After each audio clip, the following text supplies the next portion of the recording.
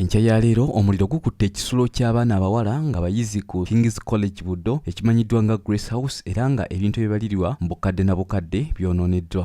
Okusinziira kwa myuka omwogezi wa poliisi mu Kampala n'emiriraano Luke Owoyesigire ng'ayita ku mikutu gya poliisi egya Twitter avuddeyo n'ategeeza nga omuliro guno bwe guyinza okuba nga gwatandikidde mu bisulo abayizi ba siniya ey'okusatu ne siniya esooka gye basula nga ku ssaawa emu ez'okumakya era nga omuliro gwabaluseewo nga abayizi bali mu misomo egy'okumakya egimanyiddwa nga morning preps. Poliisi eyongedde n'etegeeza nga abazinyamwoto bwe basobodde okutuuka mu budde era bwe batyo ne batandika okulwanyisa n'abbambula w'omuliro era nga okusinziira ku mwogezi wa poliisi bano basobodde okuzikiza omuliro guno nga tegunnaba kusaasaana nnyo. We are investigating the fire, but it was put out and currently we are investigating the cause of the fire. We are recording statements to ascertain what exactly caused the fire.